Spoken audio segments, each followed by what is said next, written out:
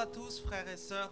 On est heureux encore aujourd'hui de vous partager ce temps de louange sur Internet et de pouvoir être ensemble pour louer le Seigneur de tout notre cœur. Notre âme bénit l'Éternel et n'oublie aucun de ses bienfaits. Rappelez-vous tous les bienfaits que Dieu nous a donnés. Même pendant ce temps de confinement, Dieu a été bon et il le sera encore. Amen. On va prendre ce chant, mon âme bénit l'Éternel.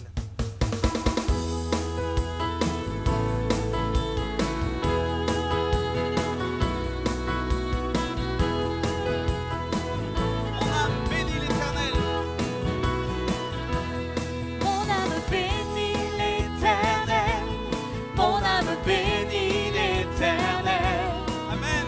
Que tout ce qui est en moi bénisse son saint nom. Mon âme bénit l'Éternel, mon âme bénit l'Éternel. Que tout ce qui est en moi bénisse son saint nom. Celui qui pardonne tes péchés, qui guérit toutes tes maladies, celui qui délivre ta vie et qui te rassasie. Mon âme bénit l'Éternel, mon âme bénit l'Éternel. Que tout ce qui est en moi bénisse son saint nom. Mon âme bénit l'Éternel, mon âme bénit l'Éternel. Que tout ce qui est en moi bénisse son saint nom. Celui qui pardonne tes péchés, qui guérit toutes tes maladies, celui qui délivre ta vie et qui te rassasie. Ensemble. Mon âme bénit l'Éternel, mon âme bénit l'Éternel. Et tout ce qui est en moi bénisse son saint nom. Mon âme bénit l'Éternel, mon âme bénit l'Éternel. Et tout ce qui est en moi bénisse son saint nom. Tout ce qui est en moi. Tout ce qui est en moi bénit son saint nom. Amen. Que tout ce qui est en nous bénisse son saint nom.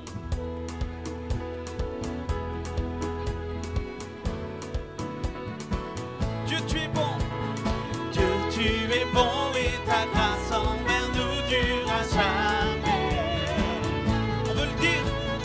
Dieu, tu es bon et ta grâce envers nous durera jamais. Nous les peuples de toutes les nations, de génération en génération, nous te louons. Alléluia, Alléluia, nous te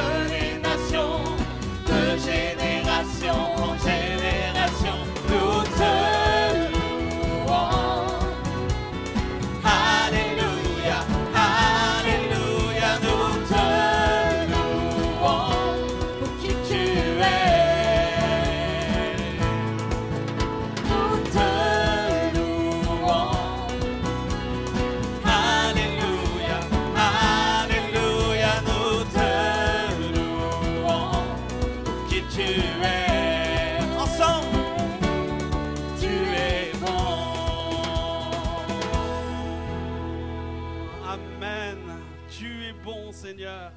Nous le déclarons ensemble. Tu es bon, tu es puissant, tu es grand. Seigneur, tu es juste et admirable. Tu peux tout accomplir, Seigneur. Nous voulons le déclarer, le chanter encore ensemble.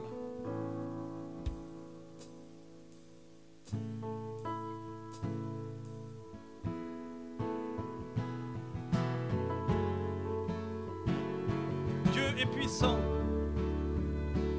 Dieu est puissant, il est juste et grand, il peut tout accomplir, plus grand que nos pensées, plus grand que nos désirs, il a fait de grandes choses, élevé, il a vaincu la mort. Oui, il vit, mon Dieu est puissant, en son nom, j'ai la victoire.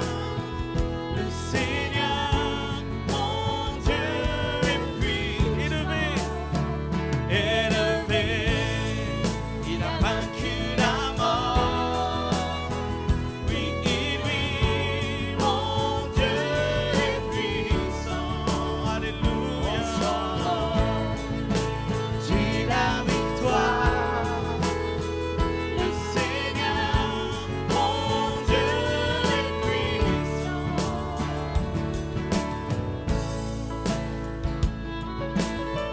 Il vit en nous. Il est parmi nous. Là où vous vous trouvez. Jésus est avec vous.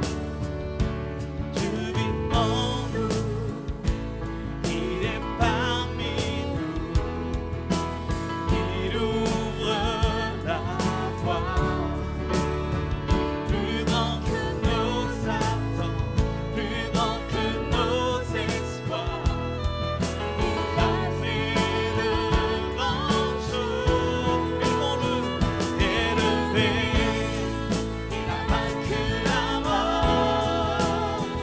Oui, mon Dieu est puissant. Je déclare. Son nom, j'ai la victoire. Le Seigneur, mon Dieu est puissant, élevé, il a vaincu la mort. Oui, mon Dieu est puissant, en son nom, J'ai la victoire. j'ai la victoire. Alléluia. Mon Dieu est puissant.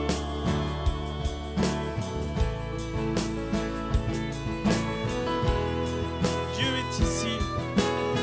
Et sa grâce nous conduit. Dieu est ici, sa grâce nous conduit, il ne s'éloigne jamais, il ne s'éloigne jamais. Est-ce que tu peux le dire? Pour nous, ses bras sont ouverts, il nous tient dans sa main, il nous tient dans sa main. Dieu est ici.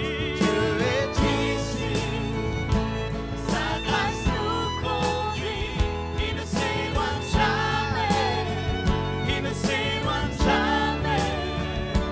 Dieu est pour nous, ses bras sont ouverts, il nous tient dans sa main, il nous tient dans sa main. Élevé, il a vaincu la mort. Alléluia.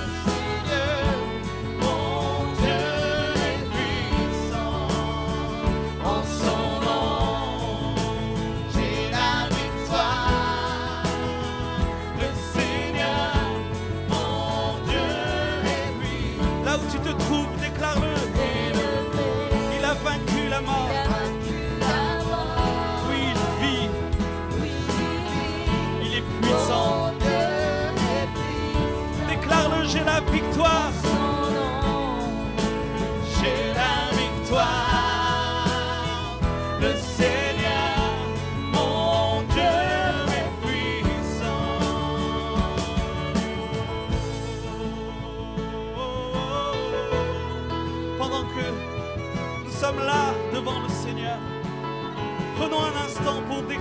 sa victoire dans nos vies. Déclarer sa victoire dans nos vies. Alléluia. Il est ici. Déclare-le dans ta maison. Il est présent dans nos vies. Il est présent dans nos familles. Il est présent dans nos cœurs. Il est le Dieu de victoire. Le péché n'a plus de pouvoir. La mort a été vaincue à la croix. Il est présent au milieu de nous. Oh, je déclare, sa grâce me suffit. Sa grâce me suffit.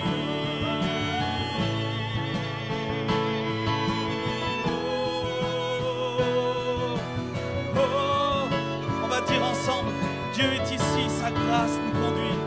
Dieu est ici, sa grâce nous conduit.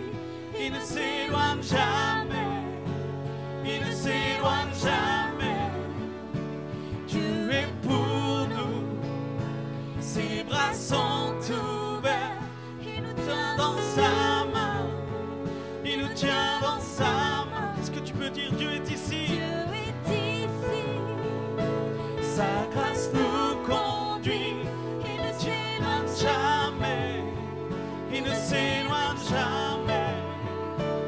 Dieu est pour nous, ses bras sont ouverts, il nous tient dans sa main, il te tient dans sa main. Élevé, élevé, il a vaincu la mort, oh crois-le. Dieu te tient dans sa main. Il est ici, là, dans ta maison. J'ai la victoire. Il est présent dans ce lieu. Le Seigneur, mon Dieu est puissant. Il est vivant. Il a vaincu la mort. Oh, il vit. Mon Dieu est puissant. J'ai la victoire. Son nom, j'ai la victoire. Le Seigneur, mon Dieu est puissant. Merci, Jésus. Merci pour ta présence au milieu de nous. Ta présence qui est véritable. Ta présence, Seigneur, que nous pouvons sentir. Que nous pouvons vivre ensemble. Merci pour tout, Seigneur Jésus. Tu es le roi de nos cœurs.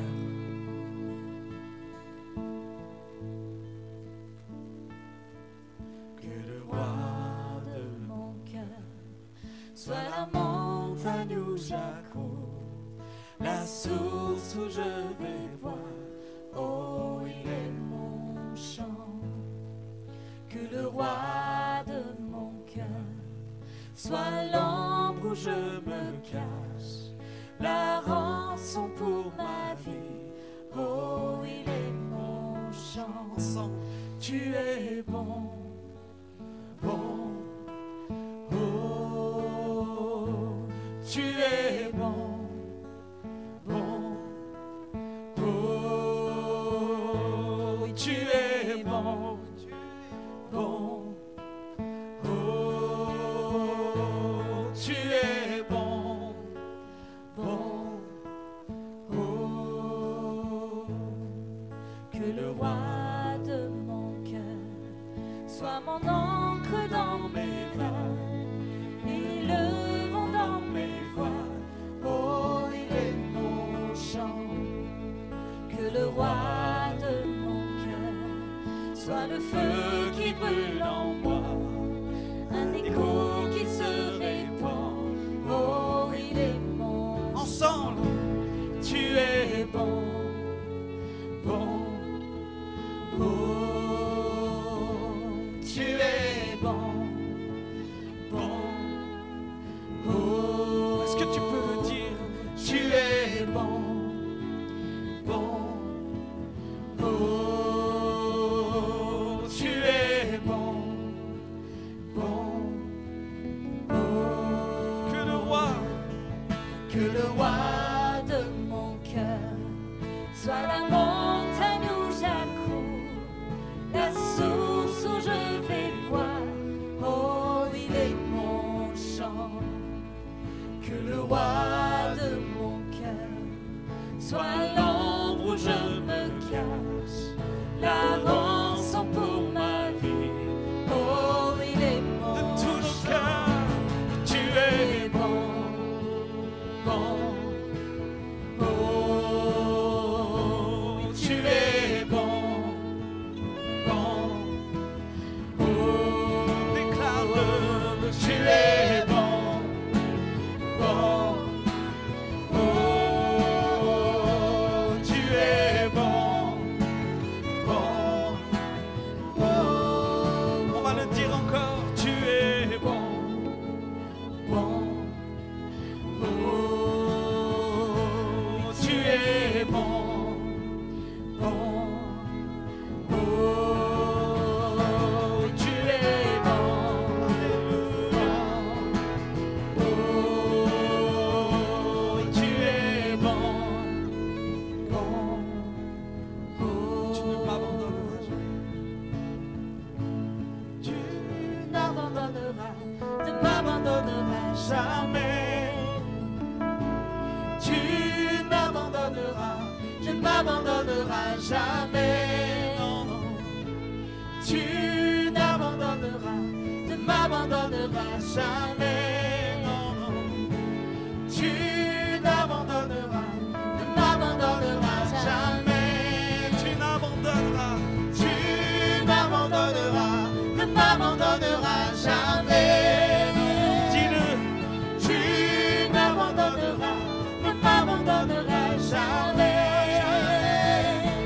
Tu n'abandonneras, ne m'abandonneras jamais. Non, non. Tu n'abandonneras, ne m'abandonneras Tu es bon. jamais. Tu es bon. Bon. Oh, tu es bon, bon. Oh, tu es bon. Dieu ne nous abandonnera jamais. Crois-le. Pendant que nous prenons ce refrain qui dit tu es bon, Dieu ne t'abandonnera jamais. Crois-le. Il ne t'abandonnera pas. Rien ni personne ne nous séparera de l'amour de Dieu. Alors déclare tu es bon. Tu es bon. Oh, tu es bon, bon. Oh, Quand la nuit m'attache et me retient, Dieu est mon soutien. quand la nuit M'attache et me retient, Dieu est mon soutien. Dieu est mon soutien. Quand la nuit m'attache et me retient, Dieu est mon soutien. Quand la nuit m'attache et me retient, oh Dieu est mon soutien. Tu es bon, bon. Oh, oui, tu es bon, Alléluia. bon. Oh, tu es bon, Seigneur. Tellement bon. Tu es bon, Tellement bon. bon. Oh, oui, tu es bon, bon.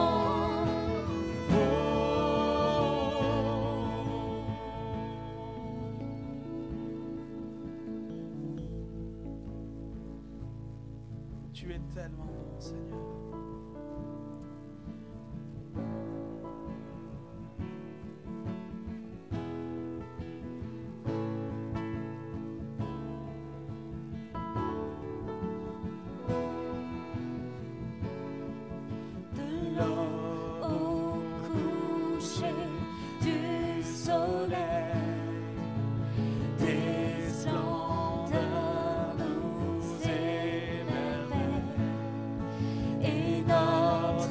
cœur d'enfant répond en glorifiant son nom, ton nom, comme une tour aux quatre vents, ton nom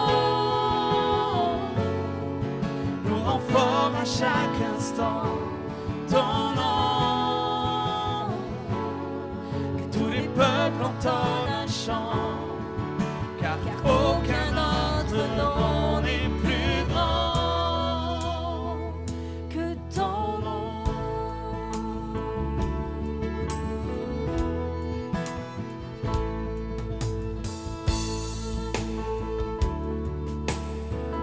Jésus fortifie nos cœurs. Jésus fortifie nos cœurs par ta grâce et ta grandeur, car c'est en toi que nous crions. Viens glorifier ton nom et ton nom, comme une tour aux quatre vents, ton nom nous rend fort à chaque instant, ton nom, que tous les peuples entendent un chant, car aucun autre nom n'est plus grand que ton nom, comme une tour aux quatre vents, ton nom nous rend fort à chaque instant, ton nom, et tous les peuples entendent un chant, car aucun autre nom n'est plus grand que ton nom. Alléluia.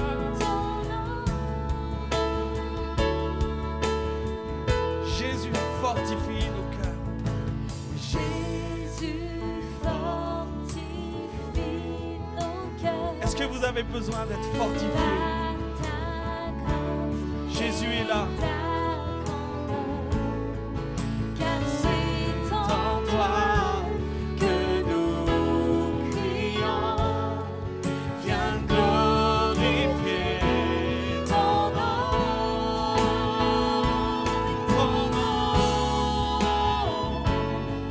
comme une tour aux quatre vents, ton nom nous rend fort à chaque instant, ton nom,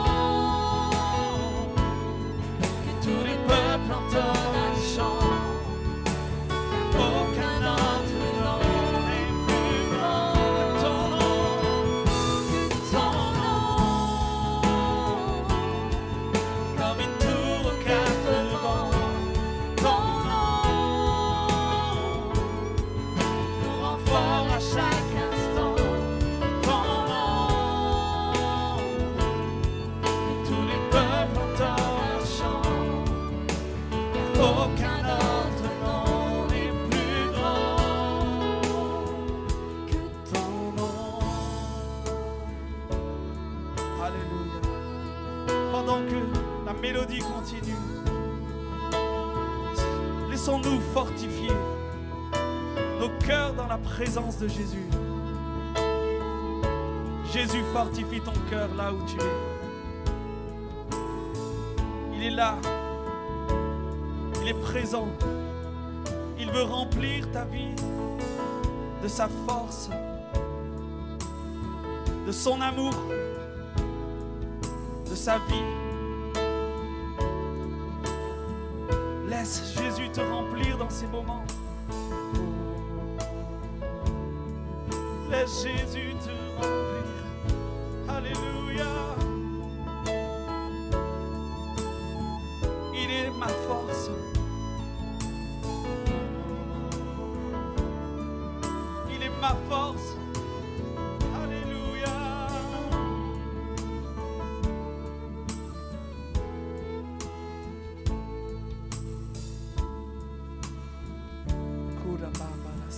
Mandele Baba Baba. Shemantala Baba Baba. Que l'Esprit de Dieu te remplisse là où tu te trouves. Que la vie de Dieu te remplisse là où tu es. Dans ces moments. Shimba Baba Yandolo. Simba Yandolo.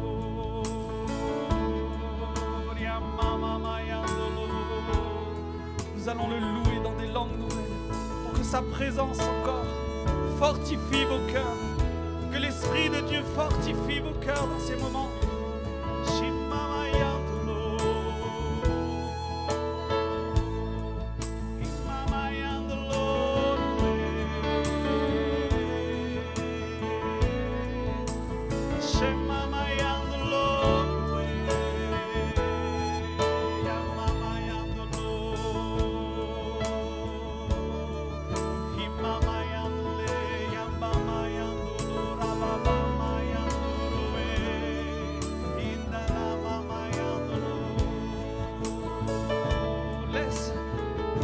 Seigneur te fortifier dans ces moments. Laisse l'Esprit de Dieu te parler, t'encourager dans ces moments. Te dire, je t'aime mon enfant. Je t'aime mon enfant. Je veux te donner ma force.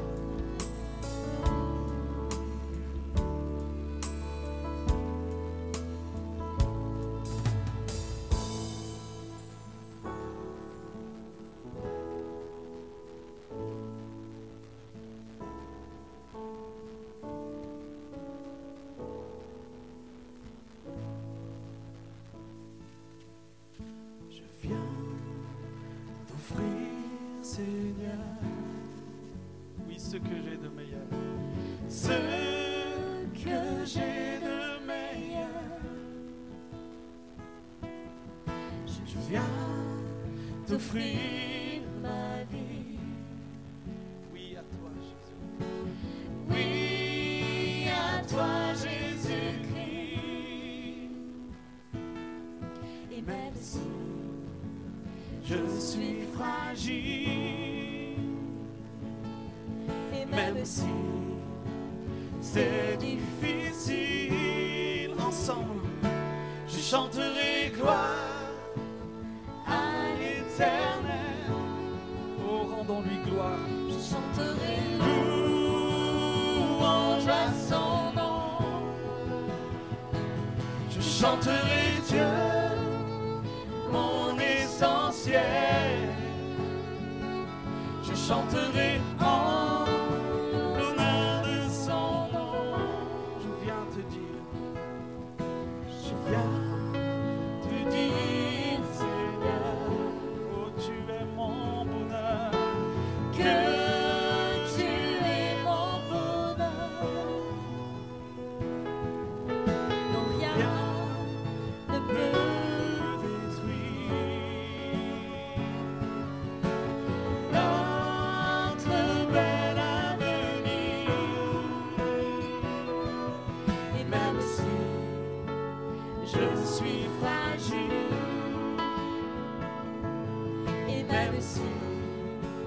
c'est difficile, ensemble, je chanterai gloire à l'Éternel. Je chanterai louange à son nom. Je chanterai Dieu, mon essentiel. Je chanterai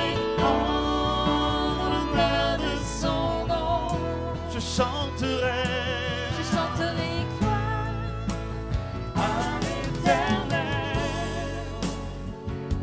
Je chanterai louange à son nom. Je chanterai Dieu, mon essentiel. Je chanterai en l'honneur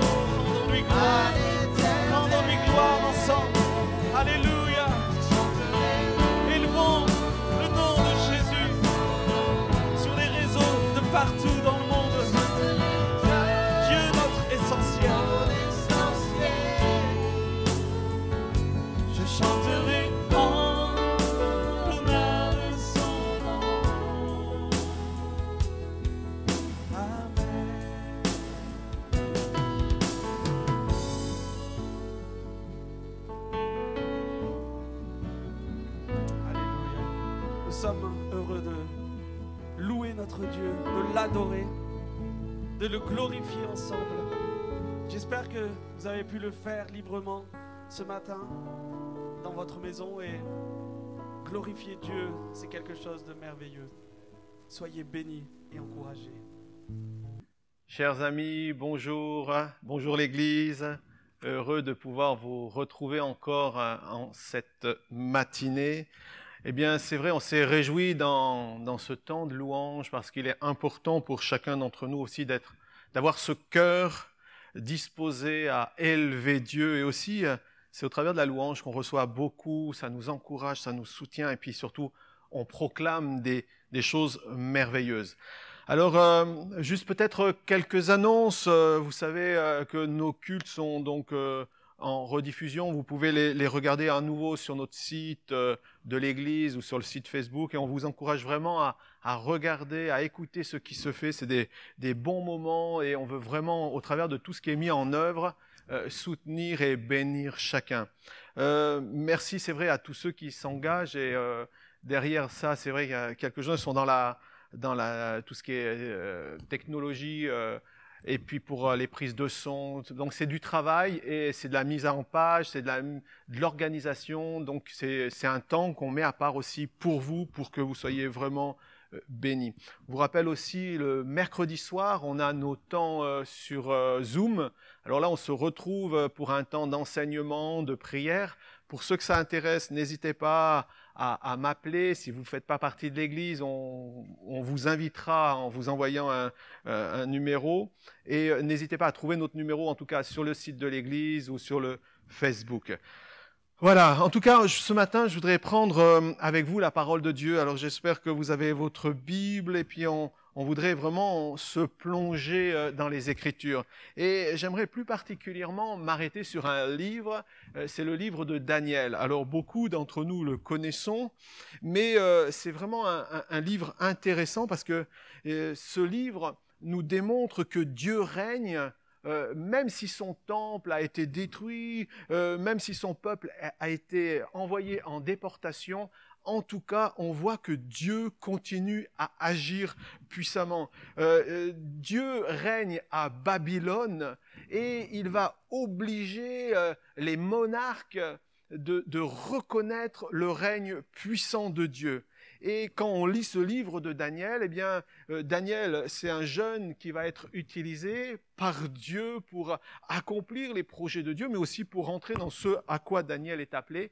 Et aussi, il aura avec lui ses trois amis, et on parlera après, un peu plus tard, de ces trois amis. Mais ce qui est beau, c'est qu'il va utiliser des jeunes gens.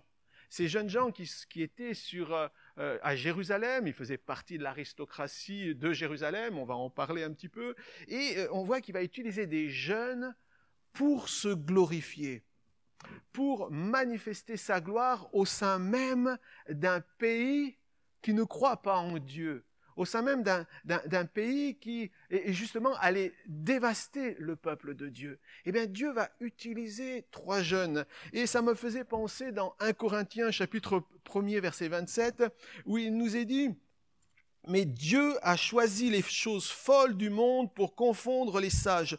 Dieu a choisi les choses faibles du monde pour confondre les fortes.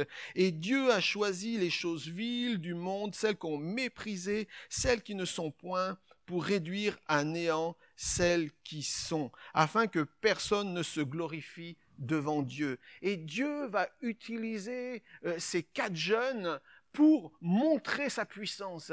Et tous ces sages qui étaient à Babylone à l'époque, tous ces hommes qui avaient une science immense, ces hommes qui même à l'époque, Babylone c'était un immense empire, et on voit que, eh bien, devant Dieu, même les sages de ce monde vont être réduits à néant. Et pour ça, Dieu va parler au travers de jeunes qui étaient zélés, qui aimaient Dieu, qui se passionnaient pour Dieu, des jeunes qui avaient mis Dieu en avant dans leur voie, des hommes et des jeunes hommes qui avaient décidé d'honorer Dieu, peu importe le prix que ça allait coûter. Et l'histoire de ce livre de Daniel nous rappelle que Dieu n'est pas limité, qu'il agit comme il veut, quand il veut, où il veut. Et il utilise qui il veut pour se glorifier. Et entre autres, on voit cette histoire avec ces 4 jeunes. Donc ce livre aussi, je fais une petite présentation des éléments de ce livre avant de rentrer vraiment dans mon thème. Mais ce livre, c'est un livre prophétique qui parle de la souveraineté de Dieu sur l'histoire humaine à travers les âges. Ça veut dire que quand vous plongez vos regards dans ce livre, comment vous commencez à l'étudier, vous allez vous apercevoir qu'il y a un déroulement qui raconte l'histoire en fait de l'humanité. Et ça nous amènerait même presque jusqu'à l'Apocalypse. Si on détaillait ces livres, qu'on les mettait côte à côte, on s'apercevrait qu'il y a tout un fil conducteur. On voit aussi au travers de ce livre que Dieu agit en maître absolu. Il n'est limité par personne, bloqué par personne. Et voyez-vous, c'est pour ça qu'il est tellement important de glorifier Dieu. Nous ne servons pas n'importe qui. Nous servons celui qui est le Créateur, le Dieu vivant, le Dieu puissant, celui qui a dit les choses ont été. C'est Dieu qui agit comme il veut, quand il veut et où il veut. C'est cette histoire qui nous est racontée au travers du livre de Daniel. Donc, il donne le pouvoir au roi et il l'ôte comme il veut. C'est toujours Dieu qui décide. Il fixe leur durée, leur étendue. Il fixe aussi leurs limites dans le temps. Il empêchera même, on verra dans ce livre, dans notre lecture, que l'on supprime ceux qui lui sont fidèles. On voit qu'à un moment donné, Daniel était fidèle à Dieu. On a essayé de le détruire. On a essayé de le réduire à néant. Dieu a soutenu son fidèle serviteur. On verra pour les 3 amis de Daniel, on a essayé aussi de les réduire à néant.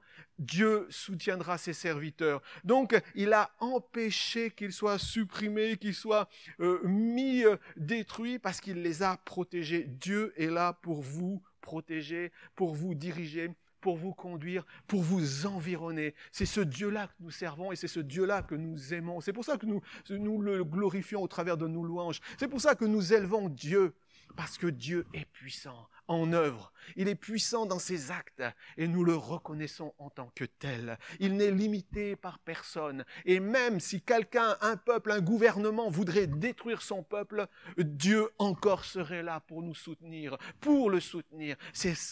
Voilà notre Dieu. Et c'est ce Dieu-là que nous honorons et que nous aimons. Et puis aussi dans ce livre, on voit que Dieu prédit l'avenir. Il le révèle aux hommes pour manifester sa souveraineté. On voit beaucoup de passages prophétiques. On va voir qu'il y a vraiment des visions, il y a des songes. Au travers vraiment de ce livre, on voit que Dieu parle. C'est lui qui fait l'histoire et c'est lui qui prédit même ce qui va arriver. C'est pour ça que ce livre est intéressant parce que il nous place avec un regard où on voit ce que Dieu va faire. On contemple avec Dieu ses œuvres, ce qu'il va accomplir. Et voyez-vous, ce qui est important, mes amis, pour chacun d'entre nous, et là, on est dans cette période de la Pentecôte. Et la Pentecôte, c'est l'effusion de l'Esprit qui est venu en nous. Le Saint-Esprit, il est venu aussi pour nous élever. Il est venu pour nous élever dans la présence de Dieu, afin que nous-mêmes, nous puissions voir les choses, parce que Dieu agit au travers nous. Et Dieu veut aussi que l'on puisse voir comment lui voit les choses. L'Esprit de Dieu nous anime. Le Saint-Esprit est là. Il n'est pas là uniquement pour que nous soyons toujours dans notre misère, à regarder la tête fixée vers le bas, malheureux, mais il nous élève dans la présence du Seigneur. Et ces jeunes hommes, et justement c'est ce modèle d'hommes qui ont contemplé ce que Dieu pouvait faire dans un monde qui refusait Dieu. Dieu est puissant.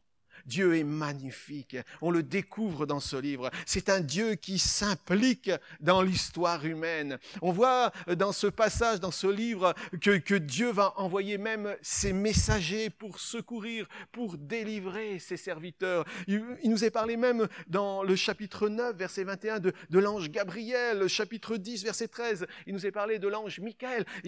des anges sont là, on voit l'armée céleste. Il nous est parlé aussi de conflits spirituels dans le monde céleste, il nous est dit que Gabriel est allé combattre justement les forces qui empêchaient la prière des saints de monter jusqu'à Dieu. Il y a des luttes, il y a des combats. Ce livre nous montre un panorama de ce que Dieu fait dans le présent et dans les temps à venir. Ce livre encourage aussi les fidèles à se garder purs et fidèles quoi qu'il en coûte.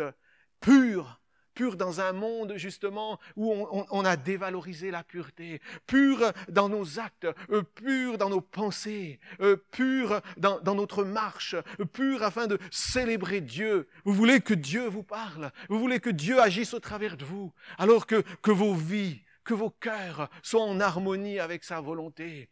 Le Seigneur ne peut pas se mélanger avec nous si nous sommes pollués. C'est pour ça qu'il encourage son peuple. Il encourage hommes, femmes, jeunes et moins jeunes à se donner entièrement à lui, à désirer ardemment que Dieu prenne toute la place. Et alors le Seigneur vous fera contempler des choses merveilleuses, vous fera voir et vivre des choses que des hommes n'ont jamais vécues. Ça, c'est le projet de Dieu. C'est ça, c'est ce qu'il a réservé pour chacun d'entre nous. Et nous avons une destinée. Et Dieu veut que l'on rentre dans cette destinée. Bien que la victoire finale du royaume soit assurée, cette victoire ne va pas intervenir dans l'immédiat. Et on le voit. Bien sûr, nous sommes ici. Nous sommes les yeux fixés sur Dieu. Mais en même temps, nous voyons qu'il y a des combats, il y a des luttes. Nous savons que ces combats ainsi que de dures épreuves attendent le peuple de Dieu. L'histoire nous le montre, ça n'a jamais été facile et ça ne l'est pas encore aujourd'hui. Mais Dieu est là pour nous soutenir. Et c'est pour ça que souvent beaucoup de choses essayeront de vous faire vaciller, de vous faire abandonner la foi. Beaucoup de choses essayeront de vous détourner de Dieu. Mais nous devons demeurer attachés au Seigneur. Comme ces jeunes, on va le voir, ils sont restés attachés à Dieu. Parce qu'ils savaient qu'il n'y avait pas d'autre but pour leur vie, il n'y avait pas d'autre sens à leur existence que de servir le Seigneur. Donc, ce sera parfois dans des circonstances malheureusement douloureuses qu'il nous faudra attendre son royaume et persévérer jusqu'à la fin. Moi, je vous dis pas que tout sera facile, tout sera aisé, tout sera simple. Non, il y a des luttes, il y a des combats. Les gens ne vous approuveront pas forcément. Il y aura des circonstances qu'on ne comprend pas. Il y aura autour de nous, malheureusement, des situations que l'on ne maîtrisera pas. Des événements auxquels on sera peut-être, on sera emporté à leur suite. Mais nous devons nous garder notre cœur plus que tout, afin de voir le Seigneur agir. Donc, dans le chapitre 3, versets 1 à 30, je ne veux pas tout lire, mais j'aimerais vous parler de ces trois amis, Shadrach, Meshach et Abel-Nego. C'est vraiment particulier. On voit que ces trois jeunes étaient au service de Nebuchadnezzar, un despote, un homme pourtant à qui Daniel avait dit des choses. Et cet homme, à un moment donné, avait pu peut-être réaliser que, oui, il y a un Dieu. Mais malheureusement, l'homme étant ce qu'il est, l'homme aime être glorifié. Et on voit au travers de cette histoire un homme qui a décidé de se faire bâtir, construire une immense statue, afin qu'on puisse l'adorer, afin qu'on puisse le célébrer, afin qu'on puisse vraiment l'exalter comme un seul Dieu. Alors bien sûr, cette statue revêtait un côté religieux, un côté politique. C'était pour que toutes les nations viennent et se prosternent devant lui. Donc, après avoir bâti une statue, il va demander à tous les grands responsables et les rois de toutes les nations de venir à un moment donné se prosterner devant sa statue en signe d'allégeance. Et il nous est dit aussi, et si jamais, il avait mis un petit bémol, ceux qui voudront pas, bien sûr, m'adorer, eh bien, voilà, il y a une fournaise ardente qui les attend. Donc, on voit qu'ils avaient le choix, hein. C'était soit la fournaise, soit tout le monde se prosternait. Donc, on voit qu'à un moment donné, le roi va ordonner que il y ait les chantres, il y ait la louange, et puis que tout le monde se prosterne. Et à ce temps, à la fin de la louange, à ce moment-là, tout le monde tous les peuples, tous les rois, tous ceux qui avaient un pouvoir devaient se prosterner devant la statue qui symbolisait l'autorité royale de Nebuchadnezzar. Mais il y a eu un petit bémol, il y a eu un petit bémol dans cette histoire. Il nous est dit que 3 jeunes ne se sont pas prosternés devant lui. Et lui, peut-être, n'a pas tout vu. Mais il y avait des personnes bien pensantes qui pensaient pour lui. Il nous est dit au verset 8, chapitre 3, « À cette occasion, dans le même temps, quelques Chaldéens s'approchèrent et accusèrent les Juifs. Et ils prirent la parole et dirent au roi Nebuchadnezzar, « Tu as donné un ordre que tout le monde se prosterne. Eh bien, écoute, il y a 3 Juifs qui travaillent pour toi, que tu connais bien, et qui n'ont pas voulu se prosterner.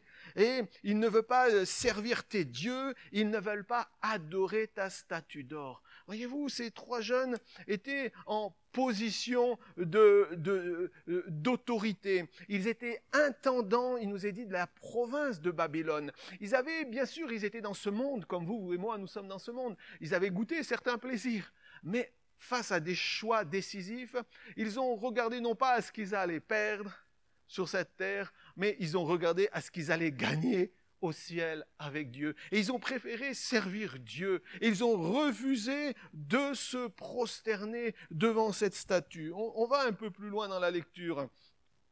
Verset 13, et on voit que là, il y a Nebuchadnezzar qui n'était pas content. Alors Nebuchadnezzar, irrité, furieux, donna l'ordre qu'on amène Shadrach, Meshach et Abednego. Et ces hommes furent amenés devant le roi. Et il leur dira, verset 15, « Maintenant, tenez-vous prêts, et au moment où vous entendrez toutes sortes d'instruments, vous vous prosternerez, vous adorerez la statue que j'ai faite. Si vous ne l'adorez pas, vous serez jetés à l'instant même au milieu d'une fournaise ardente. Quel est le Dieu qui vous délivrera de ma main ?» Verset 16, « Shadrach, Meshach et Abednego répliquèrent au roi, « Nous n'avons pas besoin de te répondre là-dessus. Voici, notre Dieu que nous servons peut nous délivrer de la fournaise ardente et il nous délivrera de ta main, ô roi.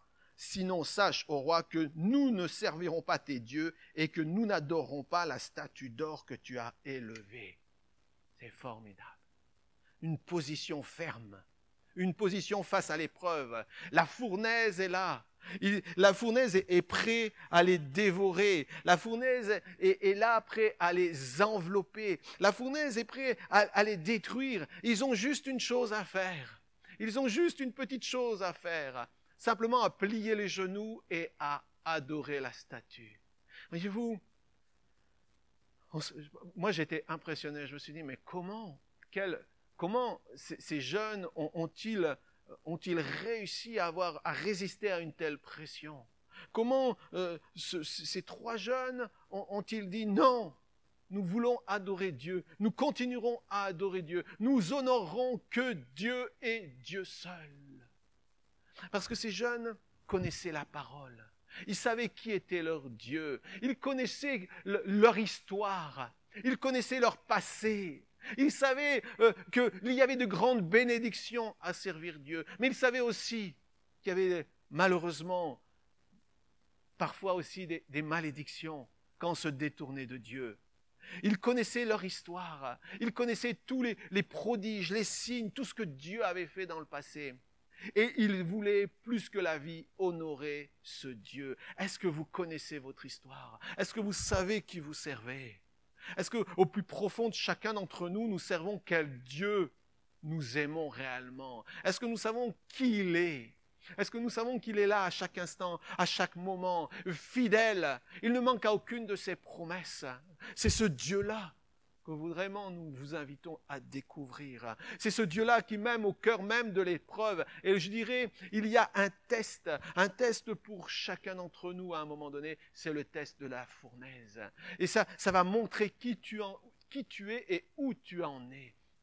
Et là, eh bien, c'est 3 jeunes, parce que Daniel, lui, bon, il ne nous a pas dit où il était, mais en tout cas, ces 3 jeunes étaient là, vont refuser de se prosterner. Ils ne capituleront pas, ils ne vont pas perdre leur valeur. Vous savez, parfois on a peur de la différence. On a peur de dire qu'on est différent. N'ayez pas peur de dire que vous êtes différent. N'ayez pas peur de dire que vous défendez des valeurs de Dieu. N'ayez pas jamais peur de dire « moi je défends des valeurs qui sont éternelles, qui ont une portée ici et dans le ciel. Je ne me compromettrai pas. » Beaucoup se compromettent en disant « mais c'est pas grave, ça fait pas de mal. Un petit peu compromis et puis toute chose va passer. » Dieu va oublier parce qu'il est bon, parce qu'il est gentil, parce que ceci c'est un bon papa dans le ciel avec une grosse barbe qui vient jusque là. Non, Dieu est un juste juge. Dieu agit, Dieu parle. Et si Dieu dit des choses, nous devons lui obéir. Et dans ce cadre-là, ces jeunes avaient une crainte respectueuse dans leur cœur. Ils aimaient Dieu. Et vraiment, ils aimaient Dieu passionnément. Ils voulaient honorer Dieu dans leurs actes, dans leur comportement, dans leur vécu, dans leur existence. C'était Dieu et Dieu seul. Et Dieu cherche encore des jeunes et des moins jeunes qui sont fervents de cœur, fervents d'esprit, passionnés pour son nom. Des hommes et des femmes qui n'hésiteront pas à dire non, je ne vais pas jusque-là, je m'arrête. Et même je préfère reculer parce que ça ne va pas honorer Dieu. Voyez-vous, ces jeunes avaient mis Dieu à la première place. Et dans ce monde qui se perdait, le regard de Dieu s'est posé sur eux. Et Dieu les a élevés parce qu'eux étaient prêts. Voyez-vous, Dieu vous a donné quelque chose de puissant. Il vous a donné sa vie. Dieu vous a pardonné vos péchés. Dieu nous a donné le Saint-Esprit, une puissance. Mais qu'est-ce qu'on en fait ? Qu'est-ce qu'on en fait ? Comment est-ce que je vais marcher dans ce monde ? Comment est-ce que je vais vivre dans ce monde ? Est-ce que je suis quelqu'un qui va me laisser aller ? Finalement, Dieu est bon. Bon, je suis sauvé, tout va bien. Où est-ce que je vais marquer ma différence ? Et ces jeunes, en cette époque, à ce moment-là, ont décidé de marquer leur différence. Alors, pour continuer notre histoire, et c'est ce qui nous intéresse, qu'est-ce qui va se passer ? Alors, il nous est dit au verset 24, alors le roi Nebuchadnezzar fut effrayé, le roi, il nous est dit, fut en colère, il a été rempli de fureur, il a commandé à quelques-uns des plus vigoureux soldats de son armée de lier Shadrach, Meshach et Abednego et de les jeter dans la fournaise. Et ces trois hommes ont été jetés littéralement. Ils auraient pu dire, bon roi, tu as raison, je capitule, c'est vrai, on va t'honorer, on va t'aimer. Oh oui, tu es tellement bon, tu es tellement beau, tu es tellement grand. Et puis en même temps, ils auraient gardé leur place. Mais non, ils ont préféré et ils ont décidé de marcher avec Dieu. Donc ils ont été jetés, et il nous a dit, ils tombèrent liés au milieu de la fournaise ardente. Mais il s'est passé quelque chose. Il s'est passé quelque chose, et avec Dieu, il se passe toujours quelque chose quand on honore Dieu. Verset 24, alors le roi Nebuchadnezzar fut effrayé et se leva précipitamment. Il prit la parole et dit à ses conseillers, mais n'avons-nous pas jeté au milieu du feu 3 hommes liés ? Ils répondirent au roi, certainement, roi. Il reprit et dit, mais eh bien, je vois 4 hommes sans lien, qui marchent au milieu du feu, qui n'ont point de mal. La figure du 4e ressemble à celle d'un fils des dieux. Ensuite, Nebuchadnezzar s'approcha à l'entrée de la fournaise ardente et prenant la parole, il dit, Shadrach, Meshach, Abednego, serviteurs du Dieu suprême, sortez et venez. Et Shadrach, Meshach et Abednego sortirent du milieu du feu. Qu'est-ce que c'est beau! Chacun est venu, verset 27. Tous les conseillers étaient là. Ils ont regardé ces 3 hommes. Ils sentaient même pas le roussi. Leurs vêtements n'avaient pas brûlé. Ils étaient en parfaite santé. Alors qu'ils sortaient juste d'un feu immense, d'une fournaise. Mais Dieu les a délivrés. Verset 28, Nebuchadnezzar prit la parole et dit, béni soit le Dieu de Shadrach, de Meshach et Abednego, lequel a envoyé son ange et a délivré ses serviteurs, qui ont eu confiance en lui. Même les païens le reconnaissent. Que Dieu est puissant, et qui ont violé l'ordre du roi et livré leur corps plutôt que de servir et d'adorer aucun autre Dieu que leur Dieu. Voici maintenant l'ordre que je donne. Tout homme à quelque peuple, nation ou langue qu'il appartienne, qui parlera mal du Dieu de Shadrach, Meshach et Abednego, sera mis en pièces et sa maison sera réduite en un tas d'immondices. Donc lui, il est extrême. Parce qu'il n'y a aucun autre Dieu qui ne puisse délivrer comme lui. Au cœur même de l'épreuve, au cœur même de la lutte, Dieu est là. Et ces jeunes, ils ont été honorés par Dieu. Dieu les a soutenus, secourus, parce que Dieu est Dieu. Dieu était, c'est vrai, il y avait son temple, il y avait son peuple qui était à Jérusalem, mais maintenant, il est parti en déportation. Mais ce n'est pas pour ça que Dieu en avait fini. Dieu est toujours là. Dieu est ici dans notre pays. Dieu est dans nos églises. Dieu est dans votre famille. Dieu est là, prêt à agir. À nous de lui faire confiance. Bien sûr, il y a des tas de pressions. À un moment donné, vous pouvez être dans la fournaise. À un moment donné, on va vouloir vous précipiter dans la fournaise. À un moment donné, il peut y avoir aussi les épreuves qui sont là. Qu'est-ce que j'en fais? Comment est-ce que je vis? Comment est-ce que je veux me comporter? Ça va définir toute l'action de Dieu pour votre existence. Donc, ces jeunes et nous-mêmes, obéir à Dieu ne nous évitera pas les problèmes dans la vie. Ce n'est pas parce que tu obéis à Dieu que tu n'auras pas de problème. Eux, ils ont obéi à Dieu, ça les a emmenés dans les problèmes. Lorsqu'on demande à Dieu pourquoi il a permis telle ou telle épreuve dans notre vie, se souvenir qu'il n'a jamais promis de nous éviter les temps d'adversité. Il n'a jamais dit que tout irait bien. Ce n'est pas parce qu'on se donne à Dieu que tout d'un coup, il n'y a plus de problème. Les problèmes sont là. Mais simplement, tu apprends à les vivre et à les aborder d'une façon différente. Et c'est ça le secret de la vie chrétienne aussi. Un des secrets, c'est de comprendre que tu seras plus seul. Si avant tu étais seul, si le monde était seul, si les hommes et les femmes dans ce monde étaient seuls pour appréhender les difficultés, aujourd'hui Dieu va être avec nous. Comme il a été avec les 3 amis dans la fournaise, Dieu a été avec eux. Pourquoi? Parce qu'ils ont décidé de l'honorer et de le servir. Donc, on peut demander à Dieu pourquoi il a permis telle épreuve. Bien sûr, et c'est légitime, mais se souvenir qu'il n'a jamais promis de nous éviter l'adversité. Ce qu'il a promis, c'est que nous serions jamais seuls et jamais loin de lui. J'aime dans ce passage, il nous est dit dans Luc, vous êtes ceux qui avez persévéré avec moi dans mes épreuves. C'est pourquoi je dispose du royaume en votre faveur. Persévérer avec le Seigneur. Nous sommes avec le Seigneur. Je me souvenais aussi de ce quand, vous vous souvenez quand Saul de Tarse persécutait les chrétiens. Jésus va l'arrêter à un moment donné. Il va dire, Saul, pourquoi me persécutes-tu? Pourquoi est-ce que tu me persécutes? Et Saul va dire, mais tu es qui? Je suis Jésus-Christ, je suis celui que tu persécutes. Quand Saul touchait un chrétien, il touchait à Jésus. Vous êtes plus seul, Christ est avec vous, Jésus est avec nous dans les épreuves. Parfois nous voulons nous débattre avec nos épreuves, nos difficultés. Et malheureusement, nous ne faisons que les amplifier. Et si nous acceptions, si nous décidons réellement de faire confiance à Dieu, il y aurait réellement un changement de situation. Il y a des situations qui arriveront, des épreuves, peut-être des choses qui vous chambouleront.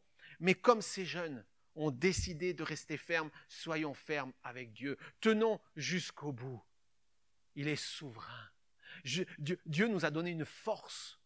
Il nous a donné sa vie pour que nous puissions aller au-delà, vivre par-dessus ces épreuves. Bien sûr, elles seront là, mais il nous donnera la capacité de les surmonter en lui faisant confiance.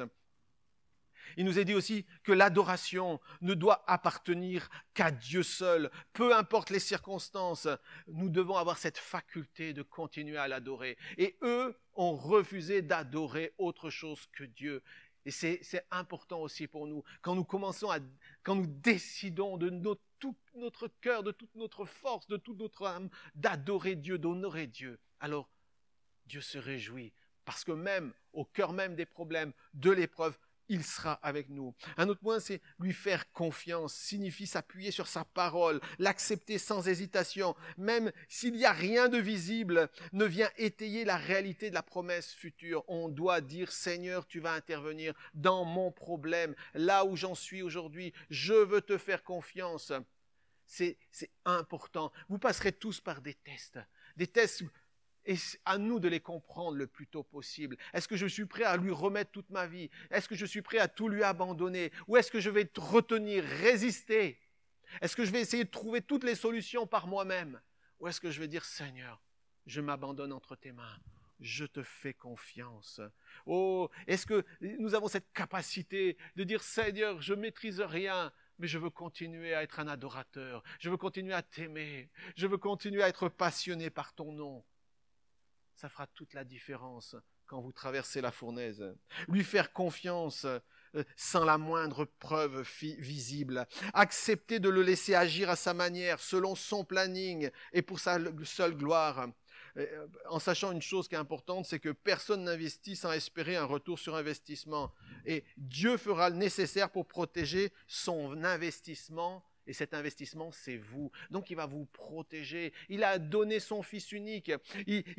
La prunelle de son regard est posée sur votre vie. C'est pour ça qu'il va vous permettre de passer par-dessus un certain nombre d'épreuves. Mais c'est à nous maintenant de dire, Seigneur, tu combats pour moi dans ces moments. Tu agis pour moi. Je ne maîtrise rien. Alors, je te fais confiance.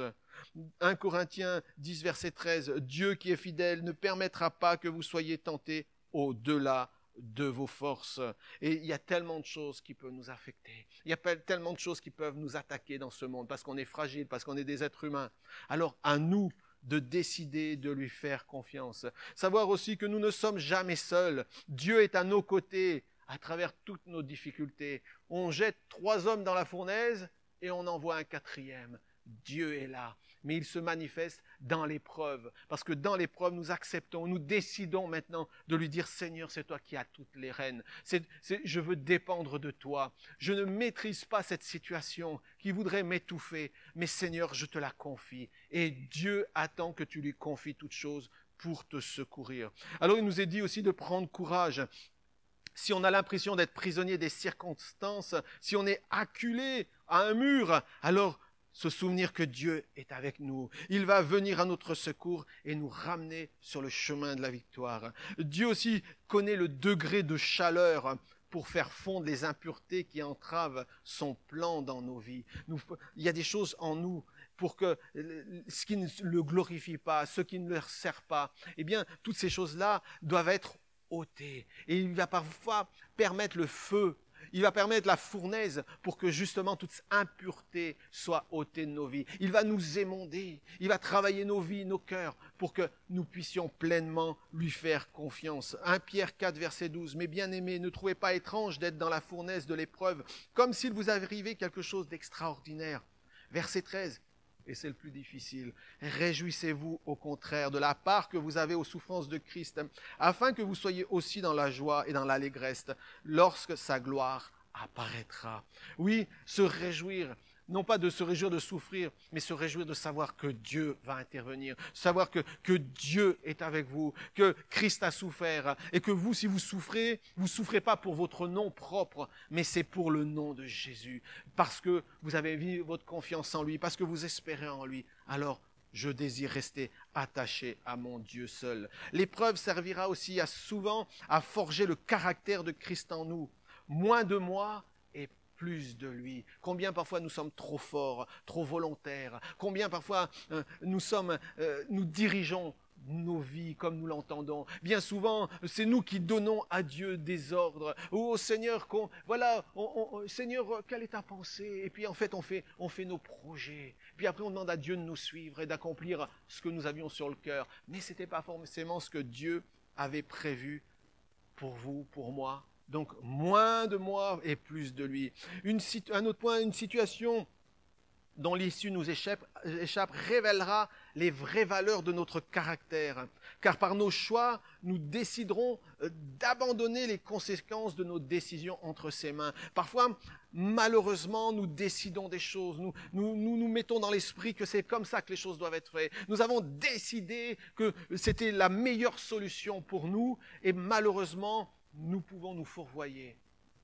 Mais par contre, si nous décidons de lui remettre toute situation qui semble nous échapper, alors Dieu, lui, nous raccompagnera sur le bon chemin. Décidez de lui remettre à nouveau nos vies entre ses mains.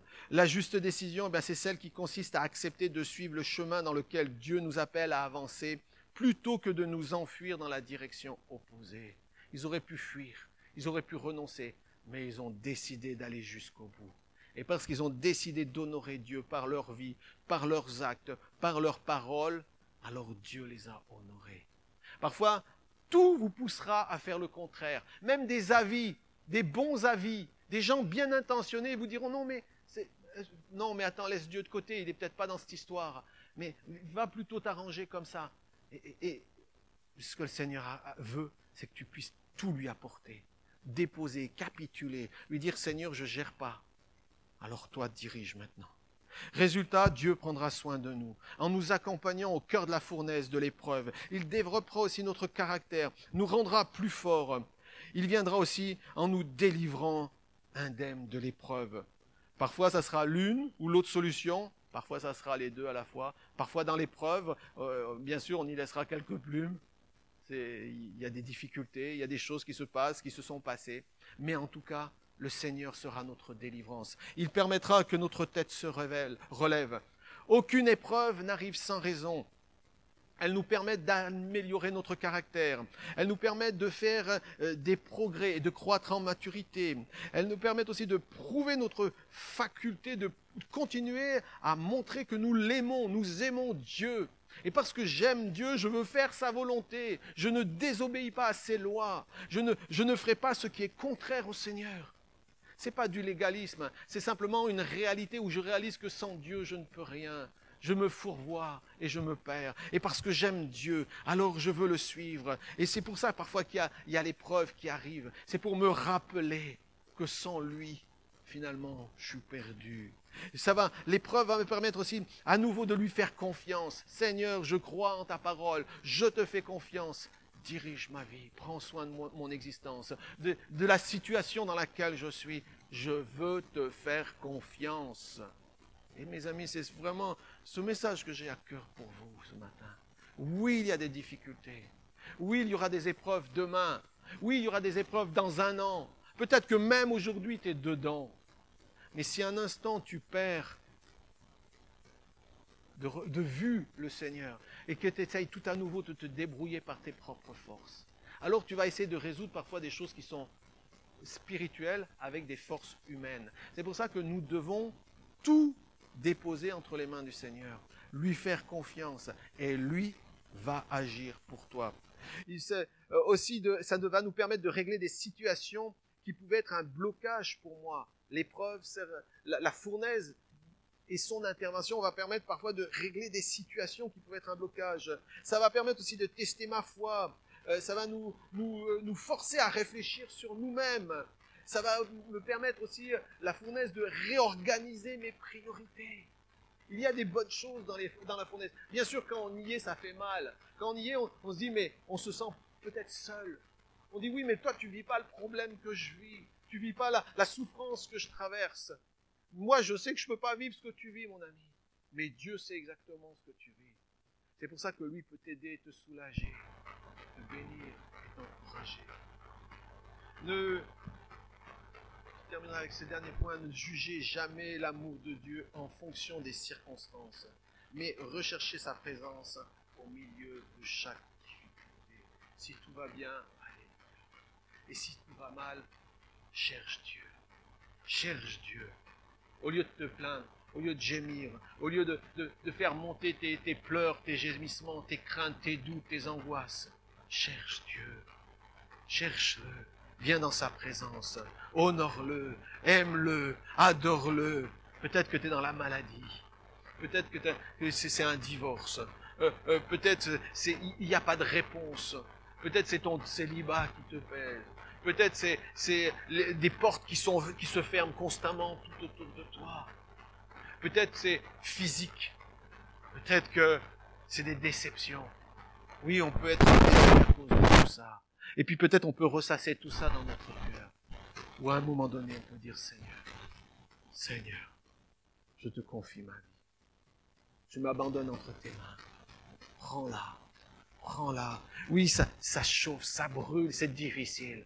Mais dans ces moments-là, si tu déposes tout au pied du Seigneur, alors tu verras combien Dieu est bon. Et tu goûteras le secours de Dieu.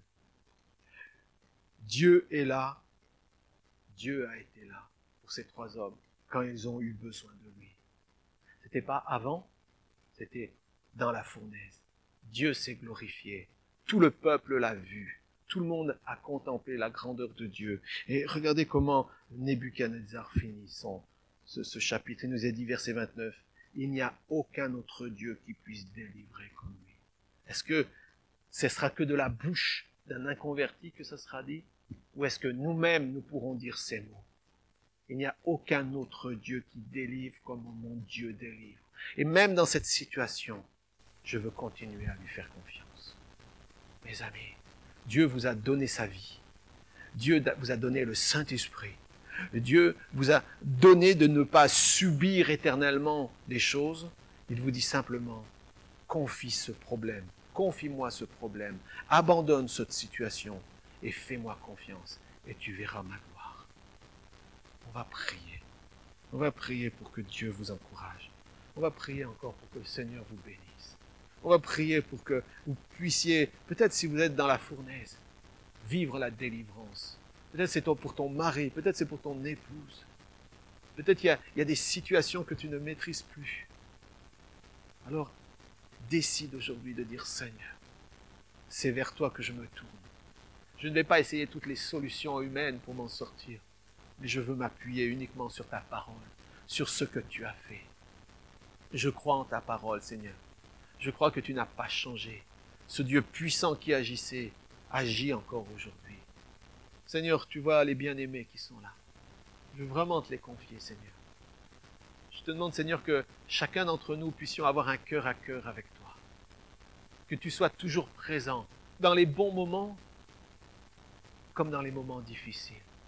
Peut-être que, Seigneur, certains traversent des épreuves, des difficultés. Je te demande, Seigneur, que dans ces moments, nous ayons cette capacité de déposer à tes pieds nos fardeaux, afin de te faire confiance. Je bénis le peuple de Dieu, son Église, nos amis qui sont là. Seigneur, je te demande vraiment de soutenir, de relever le faible, celui qui est abattu. Seigneur, regarde ceux qui n'ont plus d'espoir aujourd'hui. Viens et redonne un souffle de vie. Jésus, tu as utilisé ces 3 jeunes pour confondre les sages, les forts de ce monde. Seigneur, tu t'es manifesté et tu as montré que tu n'as pas changé. Nous croyons, Seigneur, que tu n'as pas changé. Alors je prie pour que, Seigneur, chacun d'entre nous, puissions toujours te confier toutes choses afin de voir ta gloire. Dans le nom puissant de Jésus-Christ. Amen. Amen. Soyez encouragés, bien-aimés. Relisez ces histoires. C'est tellement beau, ce livre de Daniel. Il nous projette dans tout ce que Dieu accomplit. Et puis, il va continuer à nous encourager, à nous bénir. On se retrouvera mercredi. Si vous êtes avec nous, n'hésitez pas à nous appeler. Mon numéro de téléphone est aussi sur le site de l'église. Donc, nous recommençons les entretiens à l'église avec, bien sûr, toutes les sécurités. Et surtout, l'idée, c'est de petit à petit remettre en place, réavancer dans la marche de l'église. Il y a tellement de choses que Dieu veut encore faire. Alors, prions pour que nous puissions sortir de cette situation, que à nouveau nous puissions annoncer l'évangile, à nouveau nous puissions dire la grandeur de Dieu, et puis qu'encore nous puissions voir sa bonne main agir au milieu de nous. En tout cas, soyez bénis et que le Seigneur continue à vous encourager.